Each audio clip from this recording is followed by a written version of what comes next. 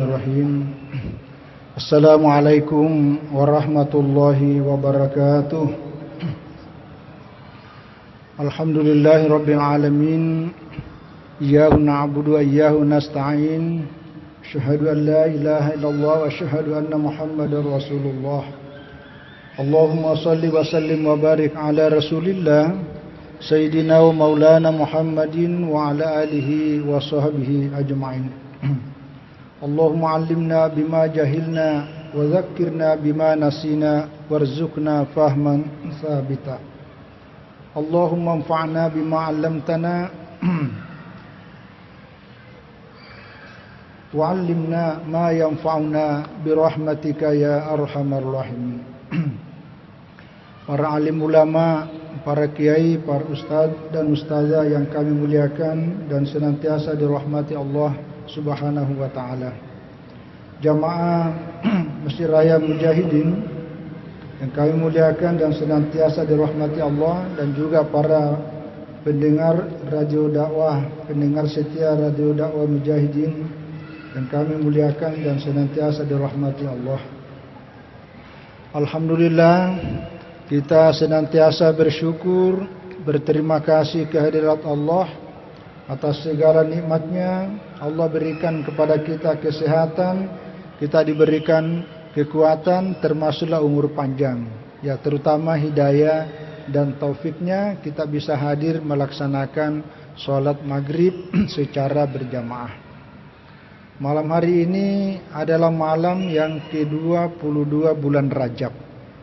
Artinya ya paling 1 bulan 38 hari atau 37 hari itu tidak terasa kita masuk bulan suci Ramadan. Kita berdoa dan saling mendoakan, mudah-mudahan kita diberikan umur panjang, terutama hidayah dan taufik dari Allah. Kita diberikan kesempatan oleh Allah untuk sampai pada bulan Ramadan dan bisa memanfaatkan untuk senantiasa menambah pundi-pundi amal kebaikan kita. Amin ya rabbal alamin. Pada malam hari ini kita akan membahas beberapa hadis Rasulullah sallallahu alaihi wasallam yang terkait dengan masalah ridha Allah, ya.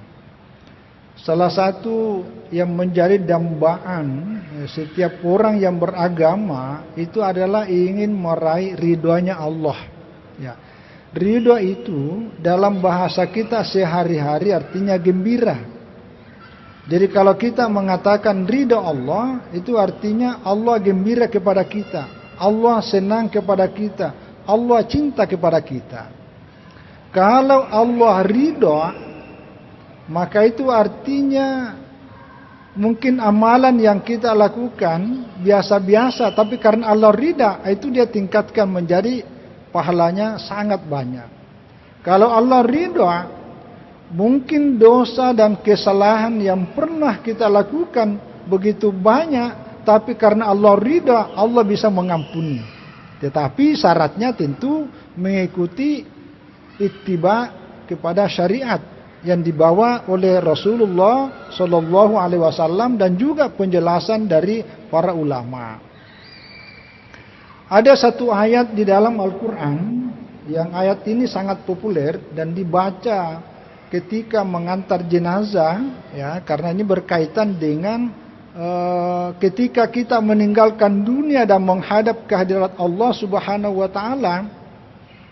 Ya ayyatuhan nafsul mutmainnah irji'i ila rabbiki radiyatan mardiyah, ya. Fadkhuli fi ibadi wadkhuli jannati, ya. Artinya ya ayyatuhan nafsul mutmainnah, wahai jiwa yang tenang, irji'i ila rabbiki, kembalilah kepada Tuhanmu.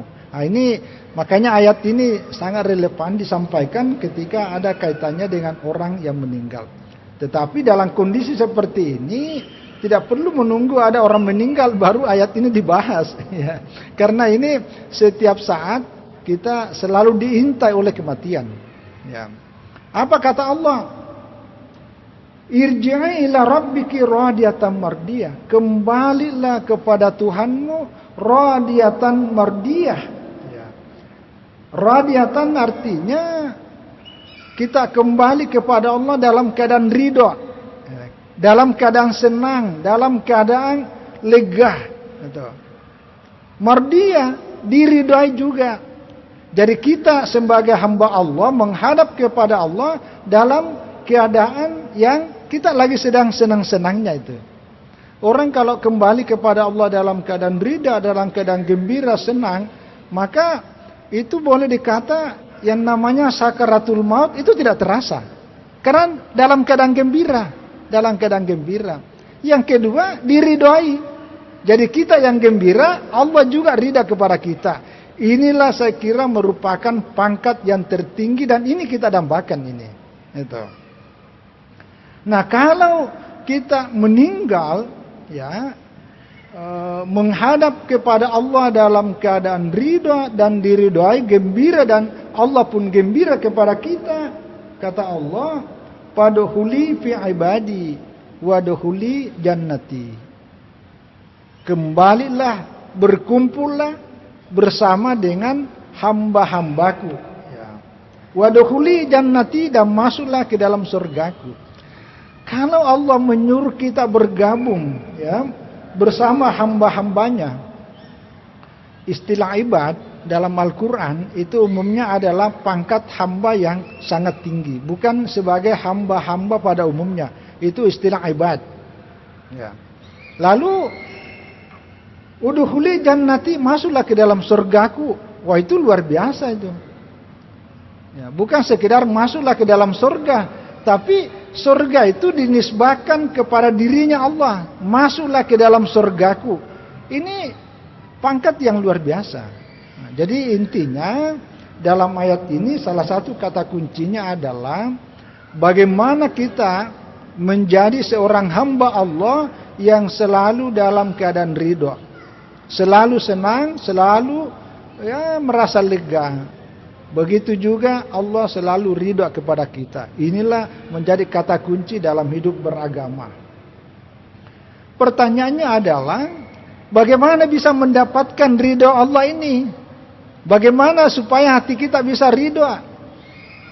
Di antaranya Rasulullah Shallallahu Alaihi Wasallam menjelaskan dalam hadisnya. Jadi kalau tadi ini kan ayat, lalu hadis Rasulullah Shallallahu Alaihi Wasallam yang pertama di sini adalah yang diriwayatkan oleh Imam Muslim bersumber dari Al-Abbas bin Abdul Muttalib, yang mendengar dari Rasulullah Sallallahu Alaihi Wasallam bersabda, "Zaka ta'mil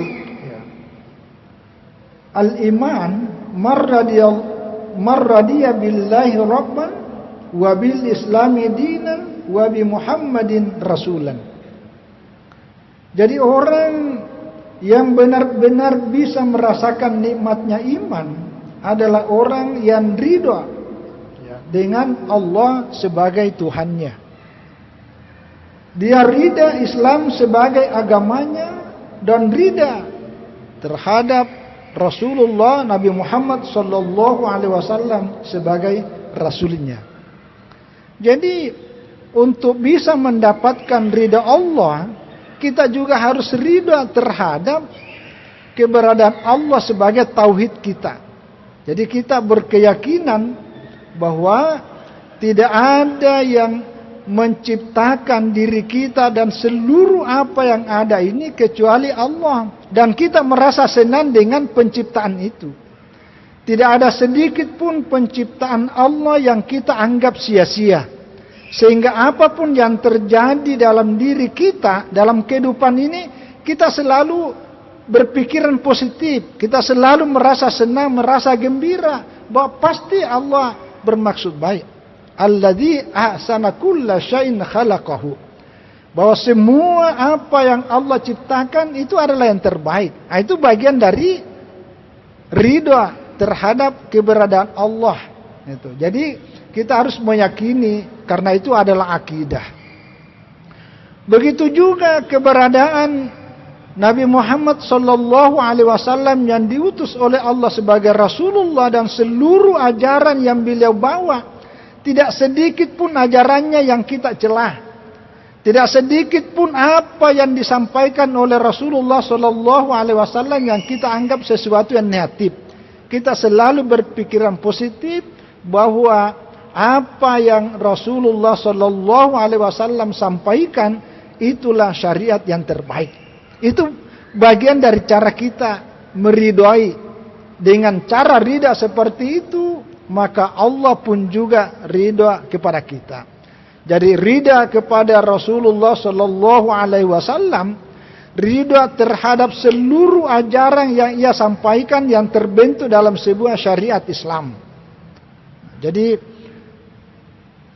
kadang-kadang kita kan ada yang mengkritik, ya biasa. Itu dalam tataran pemikiran. Sisi-sisi yang dianggap kelemahan sebagai manusia, sisi-sisi yang lain dibandingkan ajaran Islam dengan pemikiran-pemikiran yang lain. Nah, dalam hal-hal seperti ini kita harus berhati-hati, ya. Jangan sampai ada pikiran-pikiran negatif. Mengapa Rasulullah begini? Mengapa ajaran Islam begini? Hati-hati. Di Barat, dalam konteks orientalis, salah satu yang sering dikritik itu adalah poligami Rasulullah sallallahu alaihi wasallam. Salah satu yang sering menjadi diskusi dan perbincangan yang kadang-kadang bisa menjadi negatif dalam pandangan orientalis adalah Islam dianggap sebagai ajaran yang tidak adil kepada masalah perempuan. Itu orientalis. Tapi kita orang Islam kadang-kadang itu ikut-ikutan juga. Ya. Tapi kalau dalam konteks sebagai sebuah kajian akademik yang kemudian mendorong kita untuk semakin yakin dan mantap tentang keberadaan ajaran Islam, itu boleh. Ya. Tapi tidak dalam konteks ada pikiran-pikiran negatif, karena ini bagian dari ridha kita terhadap Allah subhanahu wa ta'ala. Kita ridha kepada Rasulullah sallallahu alaihi wasallam. Kita ridha terhadap ajaran yang disampaikan oleh Rasulullah sallallahu alaihi wasallam. Kita sebagai orang yang beragama, ketika tiba waktunya bulan Ramadan dan itu wajib orang Islam berpuasa selama tidak ada halangan, itu kita terima dengan perasaan lega. Kita syukur, alhamdulillah kita sampai pada bulan Ramadan. Itu bagian dari ekspresi kegembiraan. Jangan ada perasaan, aduh, kita lapar lagi 1 bulan nih. Yang tadinya kita bisa merokok pada siang hari, waduh, kita tidak bisa rokok lagi. Jangan, hati-hati ngomongan seperti ini. Hati-hati. Ya, jadi ada kebiasaan ibu saya masih kecil, selalu saya berada di samping ibu saya.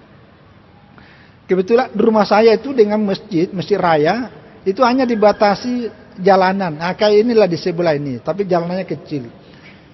Nah, di kampung, kalau masuk waktu salat, itu ditandai dengan beduk. Tandai dengan beduk. Jadi begitu beduk bunyi, tung, ibu saya langsung terketuk dari ucapannya, alhamdulillah. Selalu begitu itu. Apa maknanya? Itu bagian dari rasa syukur dan ridha bahwa umur saya bisa bertambah dan saya bisa sampai pada waktu salat maghrib misalnya, waktu salat isya, waktu salat duhur, waktu salat asar dan seterusnya. Jadi ada rasa kegembiraan ketika sampai pada waktu salat.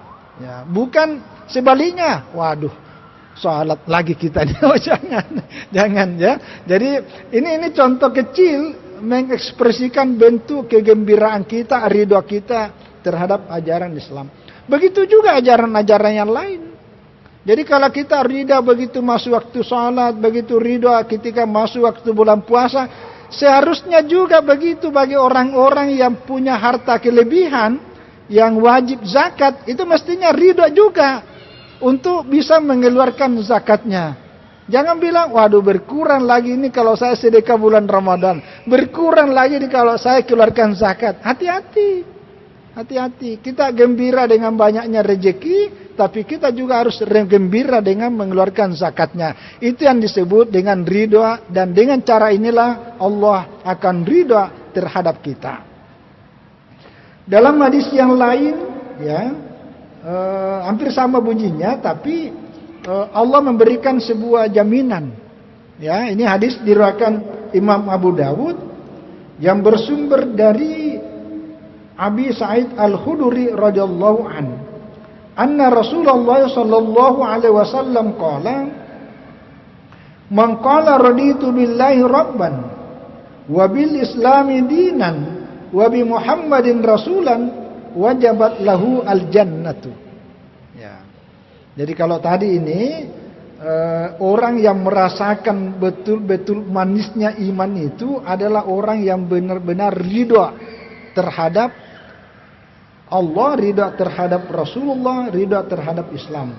Nah, kalau di sini siapa yang mengucapkan kalimat raditu billahi rabban, saya ridho, ya, Allah sebagai Tuhanku, ridha terhadap Islam sebagai agamaku, dan saya ridha Nabi Muhammad sebagai Rasulullah, maka wajib baginya masuk surga.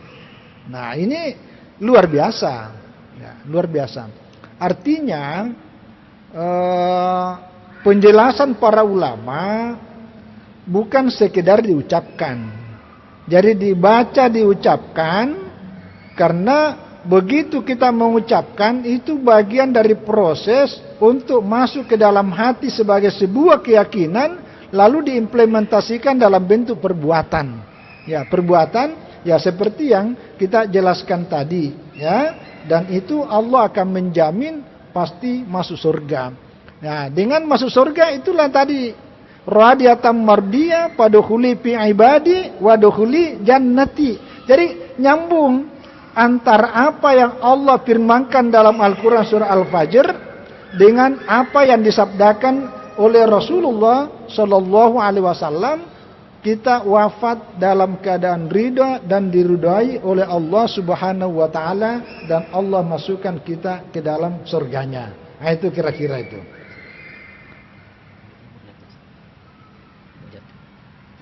Oh ya. Yang kedua adalah ridho terhadap apa saja yang Allah takdirkan. Ya. Ini disebutkan dalam hadis yang diriwayatkan oleh Imam At-Tirmidzi yang bersumber dari Abu Hurairah radhiyallahu anhu. Sebenarnya hadis ini panjang, dan ini seringkali saya sampaikan dalam berbanyak forum, termasuk di tempat di Masjid Mujahidin ini, bahwa suatu saat Rasulullah Shallallahu Alaihi Wasallam lagi sedang berkumpul dengan para sahabat. Lalu beliau bertanya kepada para sahabatnya, siapa di antara kalian mau mengetahui 5 perkara? Mau mengamalkannya dan mau mengajarkannya kepada orang lain. Jadi mau tahu, mau mengamalkan, dan mau mengajarkan. Jadi bukan cuma kita sudah amalkan cukup, tapi apa yang kita sudah amalkan beritahu juga kepada orang lain. Apa itu? Tidak ada seorang sahabat pun yang berani bersiap mengatakan, saya siap wahai Rasulullah mengamalkan 5 perkara itu, kecuali Abu Hurairah radhiyallahu anhu. Oh, saya siap wahai Rasulullah. Nah, itu. Lalu Rasulullah mendekati Abu Hurairah dalam riwayat yang lain sambil dipegang pundaknya, lalu mengatakan, nah, dari 5 hal ini salah satu diantaranya ini yang terkait dengan masalah ridho. Beliau bersabda, warda bima kasamallahu laka takun agunan nas. Nah, ini yang sering kita sampaikan. Jadi merasa gembiralah, itu merasa ridho. Jadi ridho artinya gembira. Jadi ridholah, gembiralah menerima apa yang Allah sudah berikan kepadamu. Senang, gembira terhadap apa saja yang Allah sudah bagi-bagikan kepadamu. Gembira terhadap apa yang Allah sudah takdirkan kepadamu. Nah, Takun agunan nas, maka jadilah Anda sebagai manusia yang paling kaya. Gitu. Jadi kita manusia ini kan punya angan-angan yang begitu panjang, punya keinginan yang hampir tidak terbatas. Selalu kalau membuat daftar keinginan mungkin tidak ada batas halamannya itu, karena saking banyaknya kemauan kita. Ya. Maka dengan punya keyakinan bahwa antara apa yang kita inginkan dengan yang terjadi kan lebih banyak yang tidak klop itu. Kita menginginkan ternyata yang terjadi ini. Maka kadang-kadang itu ada perasaan tidak puas. Tetapi berdasarkan hadis ini, perintah Rasulullah SAW, terimalah, gembiralah, menerima apapun yang Allah berikan kepadamu, maka Anda menjadi manusia yang paling kaya. Jadi Allah berikan rezeki kepada kita, kita menerima apa adanya. Baik sedikit maupun banyak. Ini juga yang disebut dengan qanaah.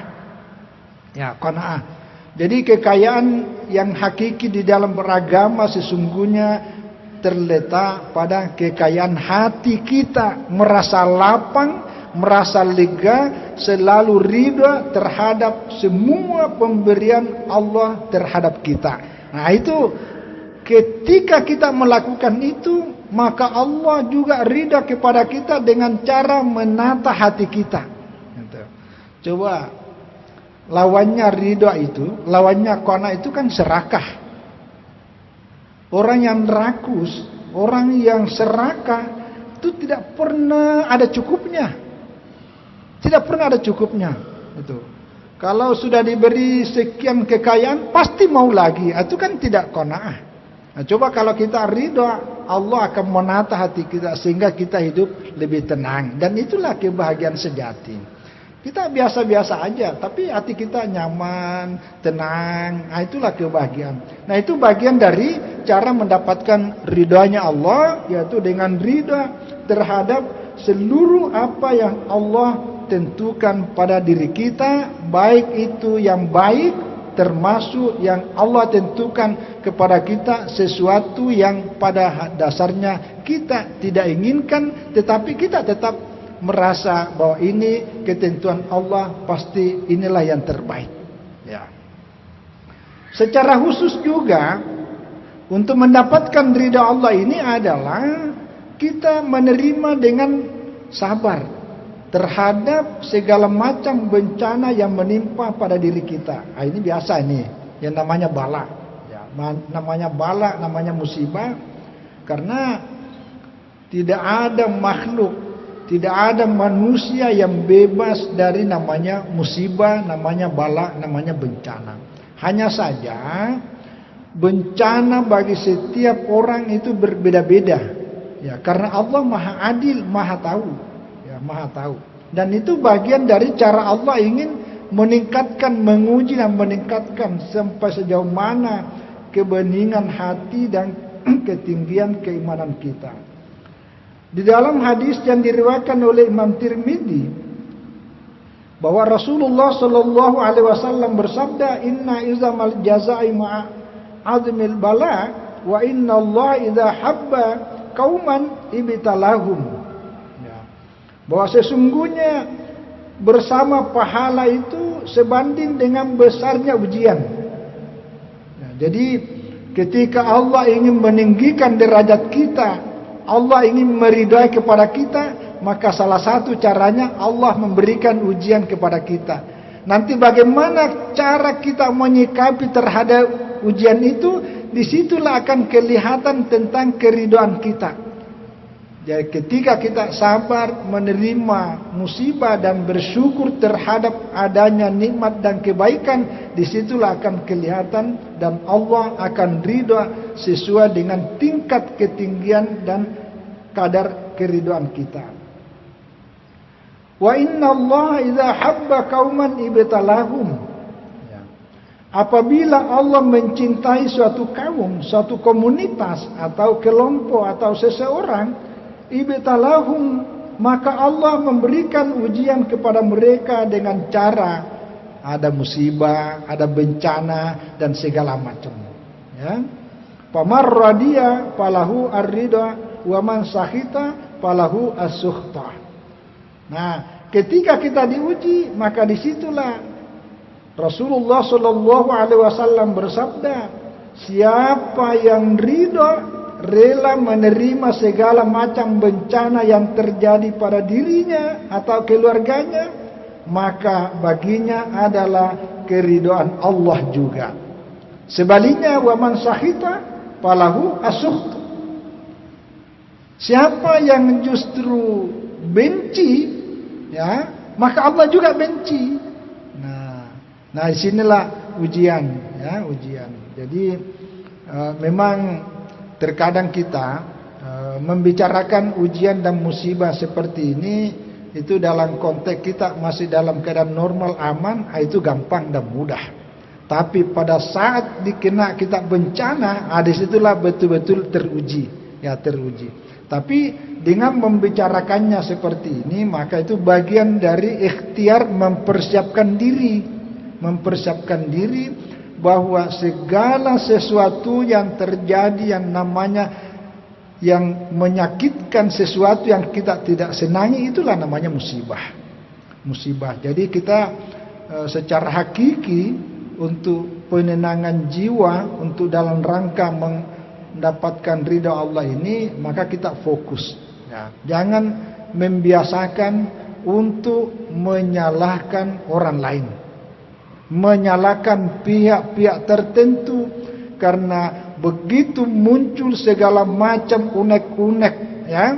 Nah, dalam konteks kemanusiaan boleh-boleh saja, ya, mencari penyebabnya, tetapi berusaha jangan berlebih-lebihan, apalagi sampai menyalah-nyalakan segala macam. Akhirnya kita lupa bahwa kenapa terjadi bencana ini, karena itu tadi bagian dari cara mengoreksi kita. Mungkin dari terjadinya bencana itulah ada kebalikan dari apa yang terjadi itu, ya. Jadi di dunia ini, ya, banyak sekali hikmah yang terjadi. Ketika misalnya, ya, pekan keberapa itu waktu Pak Profesor Kiai Haji Farid Wajidi datang di sini, saya menyebutkan seorang ulama besar namanya Dr. Muhammad Nawawi Abdul Razak. Itu adalah kakek saya, itu lebih 20 tahun tinggal di Kairo, Mesir. Sebelumnya tinggal di Mekah dan Madinah belajar. Apa yang melatar belakangi sampai tinggalkan Indonesia, berangkat ke Madinah, ke Mekah, lalu belajar di Kairo? Salah satunya karena ada pemberontakan di Sulawesi Selatan, namanya Westerling.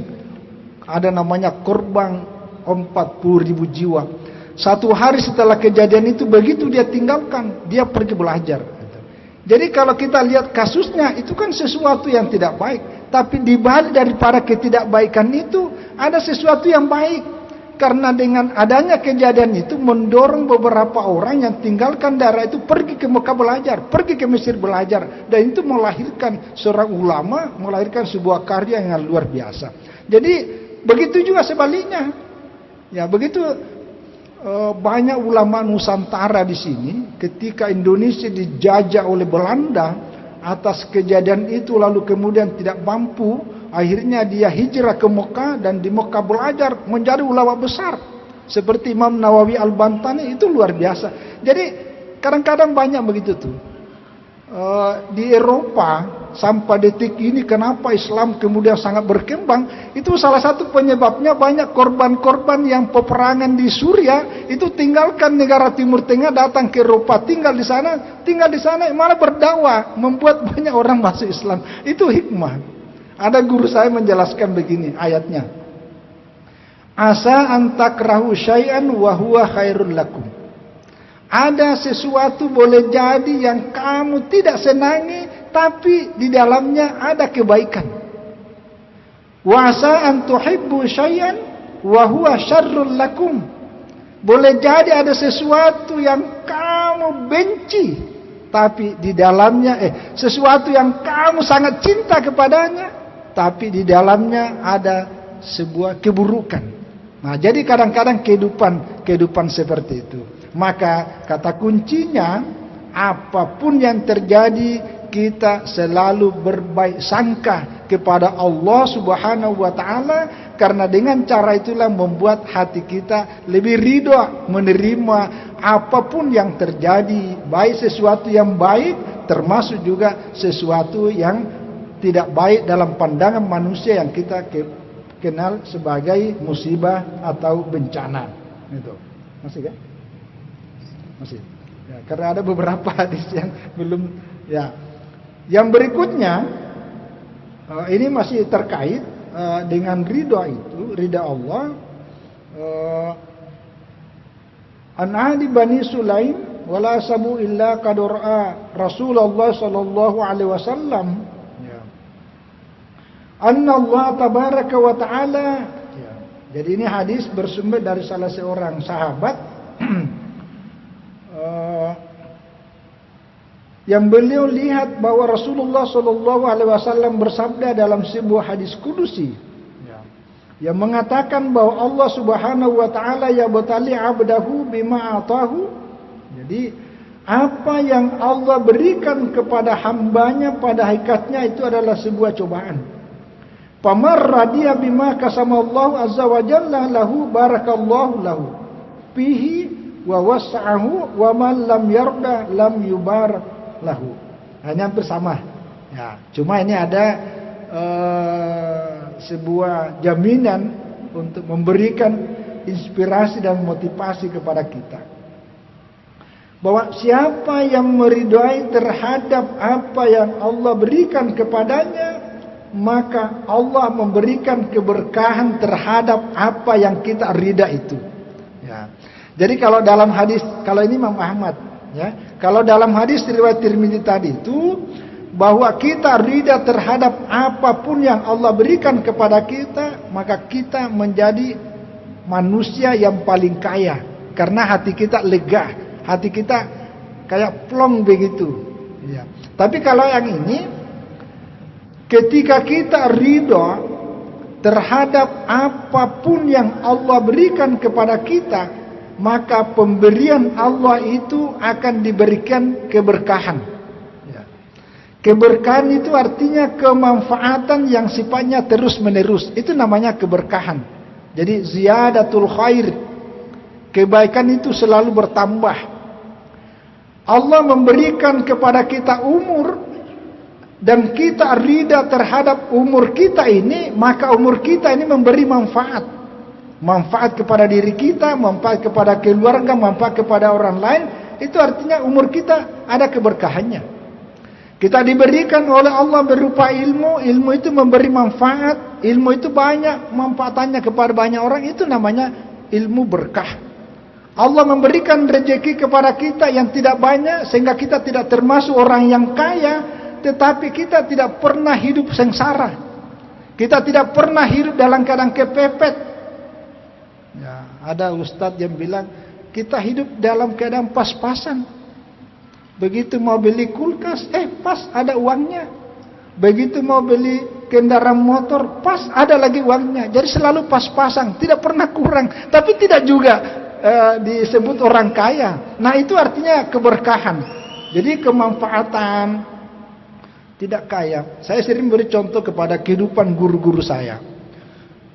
Banyak guru saya yang semenjak usia-usia 20-an hidupnya itu hanya belajar dan mengajar di pondok pesantren yang sudah 40 tahun lebih hidupnya diabdikan untuk pondok.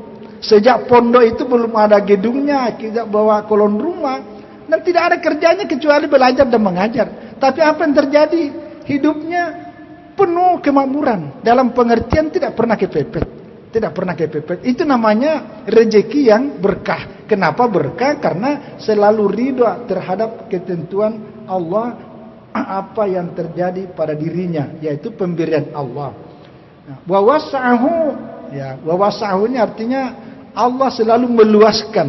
Ya, jadi diberkahi, bertambah kebaikannya, kemanfaatannya, dan selalu lapang, ya, diluaskan. Mungkin dalam pandangan manusia itu gajinya dalam setiap hari, kalau orang yang terbiasa menerima uang selalu banyak kan jangan dianggap kecil.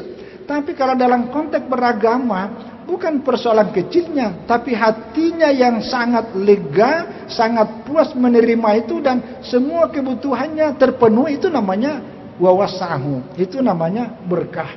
Nah, wa man lam yarda lam yubarak lahu.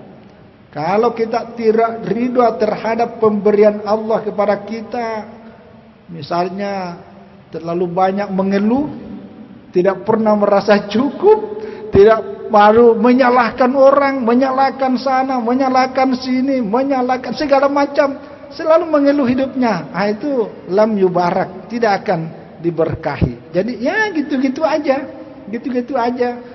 Banyak, tapi kelihatan juga tidak banyak memberi manfaat. Itu kira-kira. Jadi sekali lagi dan terakhir, untuk mendapatkan ridha Allah itu adalah ridha terhadap keberadaan orang tua kita. Itu. Kalau ini hadisnya sangat populer, ridha Allah bi ridal walidain wa sakhtullah bi sakhtil walidain. Jadi saya kira ini karena waktu salat Isya sudah masuk, mudah-mudahan bermanfaat. Mohon maaf atas semua kekurangan. Wallahu a'lam bishawab. Wassalamualaikum warahmatullahi wabarakatuh.